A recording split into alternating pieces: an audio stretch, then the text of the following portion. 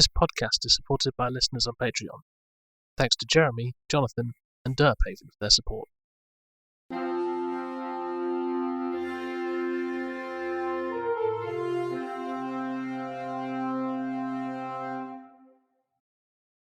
Welcome to the Probably Bad Podcast. A podcast is definitely bad.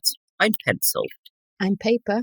Today's Probably Bad RPG idea is refusing to differentiate important and unimportant information in your scene description.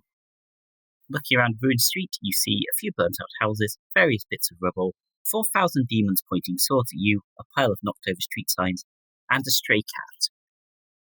This is one of the most popular posts I've ever done. Based on replies, it's entirely due to people wanting to pet that cat. No one has noticed the demons. It's just like 2,000 people all talking about how much they love that stray cat. I don't know if this is relevant to the question, but everyone loves cats. I mean, I feel like keeping everything at the same level of importance is quite good because it's very easy to just kind of say a plot hook and then have the characters go investigate it. But then it's equally easy to say a plot hook and then the characters go and do something else, even if you make it obvious what the plot hook is.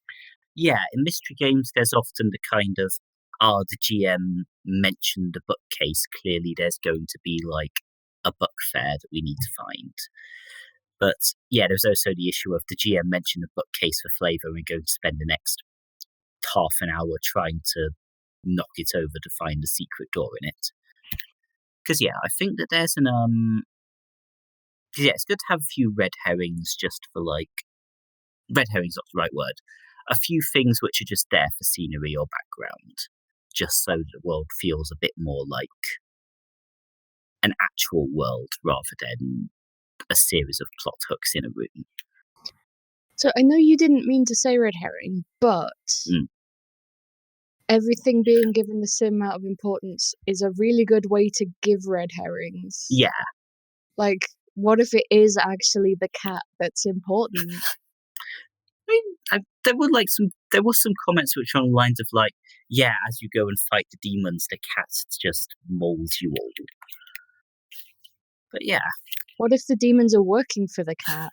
What if the demons are the cats from Cats? I feel like that's another thing that it's good to just sneak into the description. Just, yeah, you see the horrible cats from Cats pointing swords at you. They're doing ballet and they won't stop. You are all jellicle. Yes, like I have done this in a game for a dramatic reveal of it was World of Darkness, and yeah, you're in the normal office, except some of the paintings have occult symbols, the laptop's been knocked over, and there are dozens of mutilated corpses scattered around the building, which I feel works quite well. So yeah, it is good to sort of like what's it like the garden path sentences, like what's the example of the garden path? Yeah, like the sort of the old man the boat sentence and those kind of things. Where it's like, yeah, and I think you could do a similar thing with RPGs of like, haha, you thought this was just an investigation scene, but nope, now there are monsters.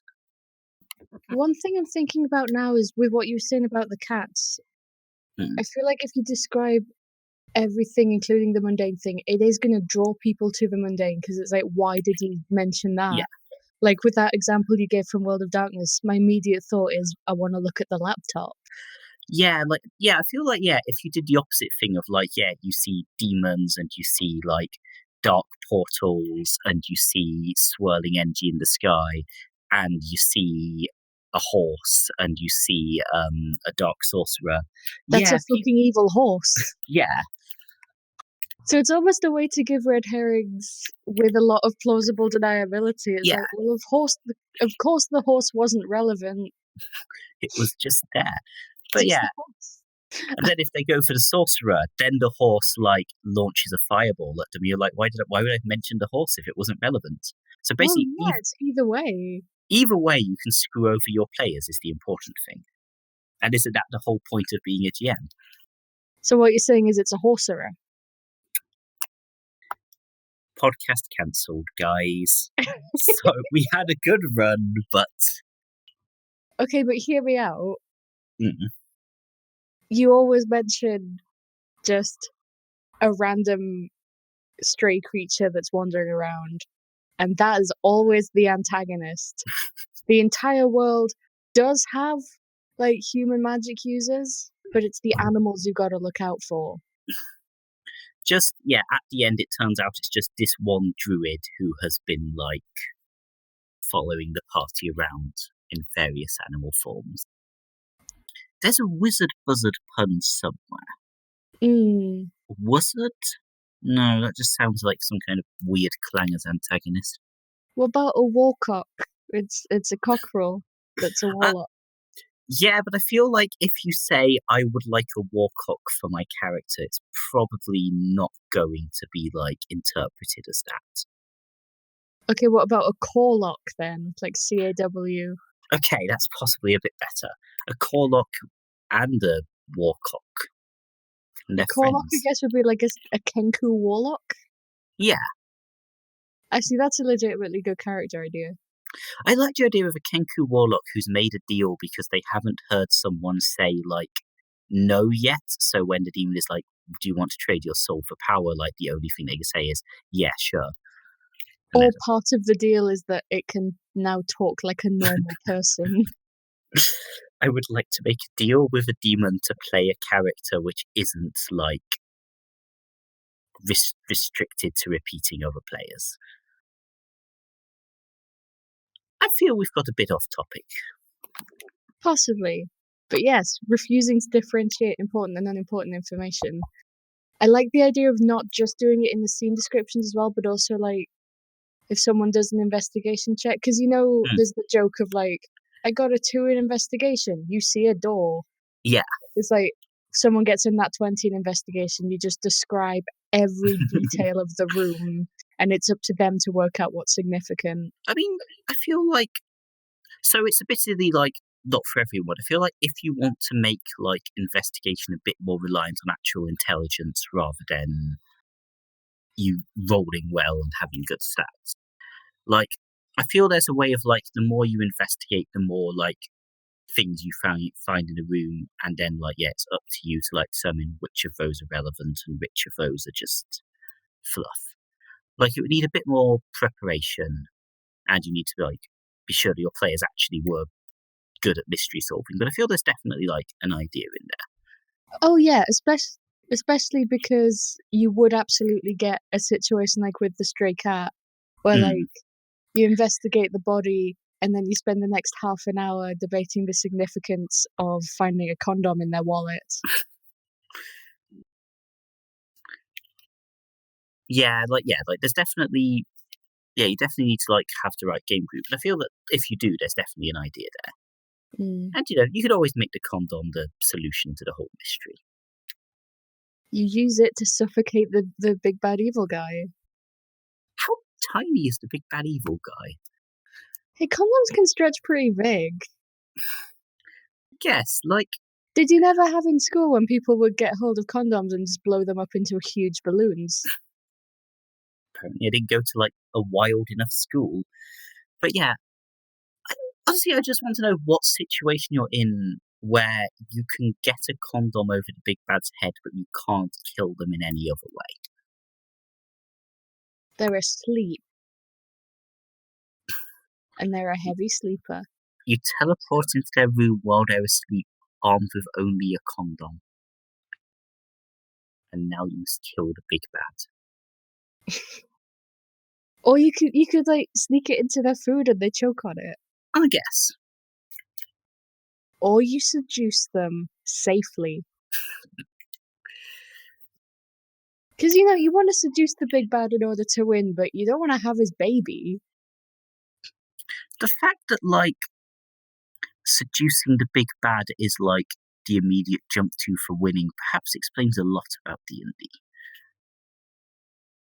I'm just saying, considering safe sex in a D&D context is important.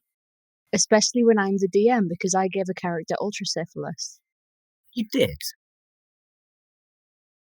I feel on that note we should maybe go to questions. Quite possibly. So there you go. Give your characters ultrasyphilis. I believe that's the explanation for that one. Also, Horcerers. So, our first question, I've kind of combined two questions here because they're kind of the same thing. Dolph, Emissary of Chaos, wants to know our wildest PCs, and Justin wants to know if our most ludicrous PCs were intentionally daft or just ended up that way.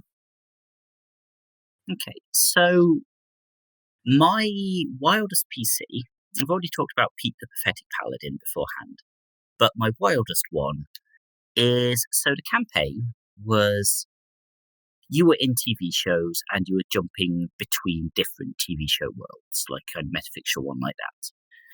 And my character was the CBeebies channel.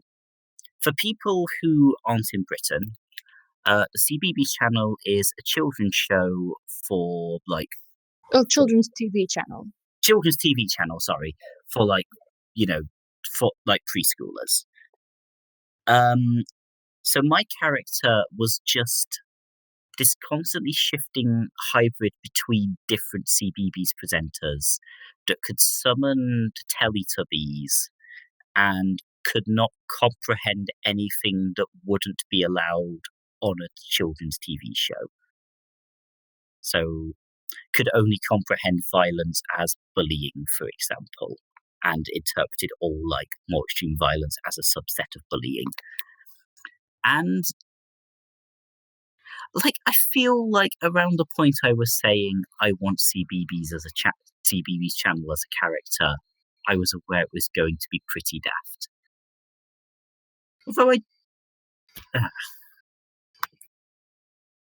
sadly that campaign ended early, but we did manage to I summoned Twilight Sparkle to fight the meerkat from the meerkat commercials. Compare a meerkat. So I feel that's the goal of role playing. Yeah, I feel like all my weirdest characters have been intentionally weird. I'm currently playing a 6-year-old feral child whose best friend is a bugbear and they're private investigators.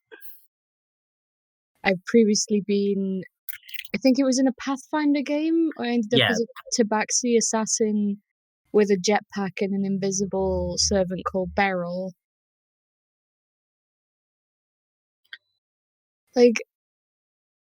I don't know. I feel like I pick my race and my class, and then I just kind of do whatever with it makes me laugh, which I feel is a good way to make interesting characters.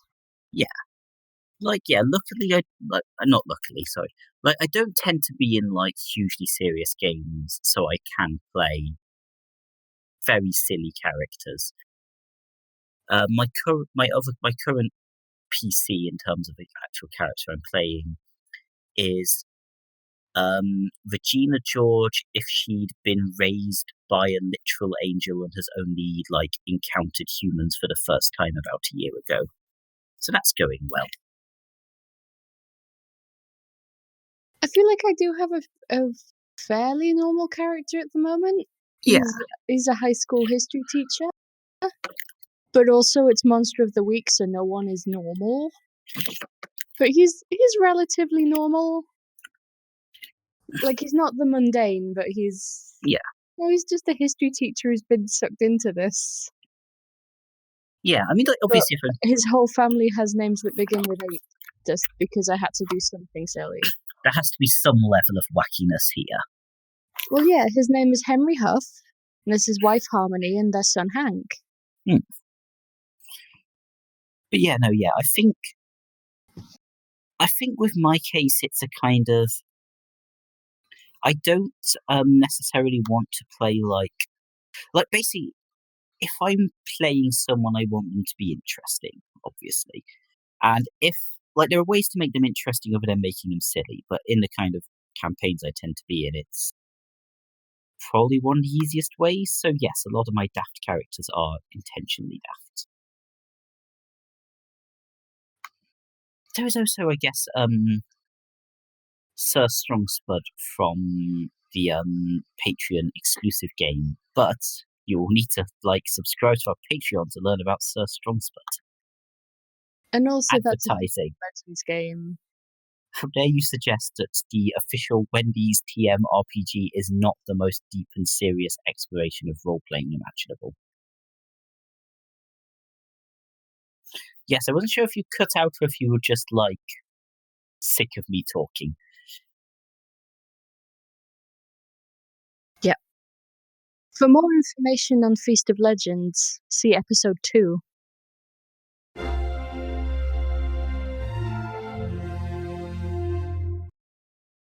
But yes, next question is sent in by a Tumblr Anor.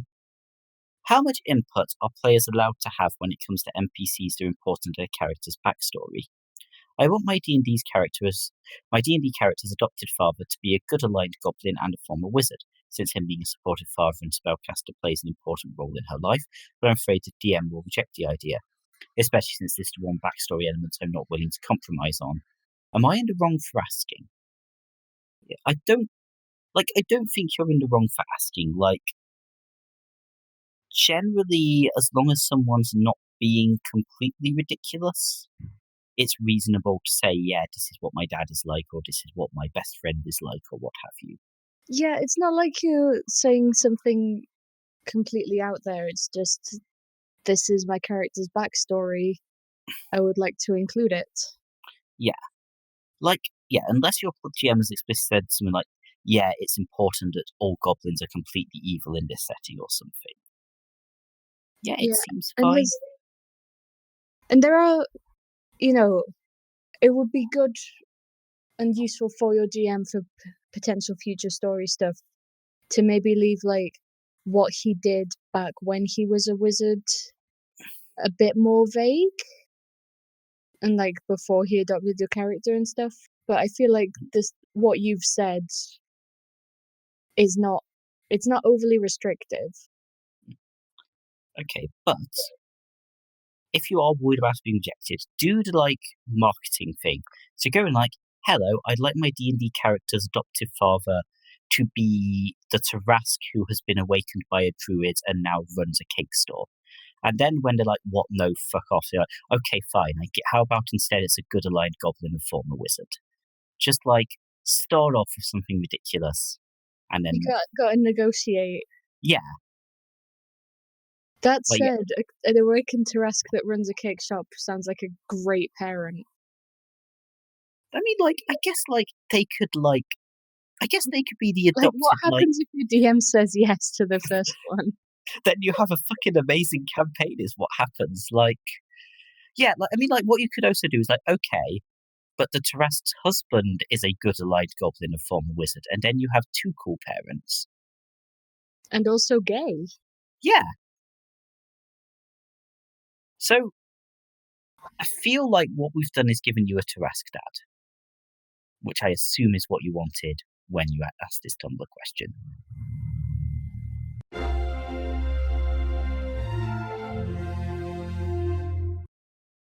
So our last question is, how would you go about running a campaign that's more about management than adventuring? So I know that there are a few D&D and Pathfinder supplements that deal with running a nation or running a barony. I think that's the word for your castle and all your little places around that. Yeah. So the way it's done is it's done on a more kind of meta level, your nation has stats and other nations have stats, and essentially you play as the nation. So it's a bit like Civ, the tabletop RPG. Yeah, because I think the fundamental problem is a lot of the actual things are the other idea is just you're only managing it in name only, and it's you need to go on a quest to get some gold for your kingdom or what have you. On the other hand, the question isn't necessarily how should you run it, it's how would I run it? Or how would we run it? That is very true. I think what I would do is maybe have you do have to answer questions about, because realistically if you're in charge of, say, a country or even like a barony or a duchy or something, you're not going to be hugely hands-on. So Yeah. I like the idea of maybe you have to answer questions from your underlings who then go and do things. Yeah, so the basic idea would be that has knock-on effects. Like, you messed up and now your kingdom's at war and you got to deal with that, and maybe, you know, some knights came in the night and took your daughter and things like that. Mm. But I think it would be difficult to have it be an actual party game rather than a one-on-one, unless you were playing the underlings rather than like a duke or a monarch themselves. I guess like you could have a setting with a council or like a committee in charge or something. But yeah, the way I would do it is a LARP where you break into the White House and become the president. And occasionally that guy from SimCity turns up and says you'll regret neglecting the roads. Yeah, I assume that's mostly what being president entails. But yes, if you sit down on a big chair in the Oval Office, you get to be president. So it's basically high stakes LARP. That's also a very good point. Yeah. As you can see, I have a lot to contribute to this conversation. It's like bearer bonds. Yeah. Like whoever has the crown has the crown. Yeah. Yeah, no, I feel like that you could have, I feel like if you had a nation where rulership was just literally whoever was wearing the crown at any given time, that's a very bad system. But it would also lead to a lot of plot hooks if, like, there was a fantasy nation which had that very bad system. Because it's fantasy, you know, it's not the most ridiculous way of deciding kings that's ever been in a fantasy game. I mean, it does feel a bit like the Year of Four Emperors. Yeah. When basically people just kept dying while being in charge of the Roman Empire. I think it's 69 AD? There were four emperors because people were just like, I'm in charge now. Stab. No, I'm in charge now. I actually had an idea of like a management game where it is essentially you are trying not to be assassinated by dozens of other people who want to be in charge. Actually, yeah. And yeah, you've taken rulership, but like it was for whatever reason like a controversial rulership, like there were multiple claimants to the throne or what have you. And now the thing is, you try to cement your power as various people try and like get you off the throne in favor of whoever. I think this is just Game of Thrones, is what I've invented, actually. So, but what if you played like a cabal of potential claimants? Yeah, you're the ones who didn't get the throne. Yeah, and like you take out the current ruler, and then you have to actually deal with running the state. Yeah. And presumably everything just goes to shit. I do like the idea of like, yeah, the first half of the campaign is trying to like get in charge of the country, and then the second half of the campaign is dealing with all of the problems you now have to deal with because you're in charge of the country. Yeah. Yeah, I guess the other way is literally just roll to fill in the proper paperwork to not neglect roads. So that's about everything we've got for today. If you have a question, tell both of us were quite tired. If you have a question, you can send it to us on Tumblr or email probablybadpodcast@gmail.com. Thanks to Nick Blake for editing. If you want to support, you can head to patreon.com/probablybadrpgideas, where you can donate at $1, $5, $10, or $20 a month. And get rewards such as bonus episodes and homebrew content. The most recent bonus episode, actually also the first bonus episode, being us playing Feast of Legends.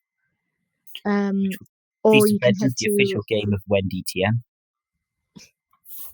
Or you can head to ko-fi.com/probablybadrpgideas to donate in one-time increments of £3 to help with hosting costs. Or you can just leave us a review on your favourite podcatcher. And remember to have a probably bad day.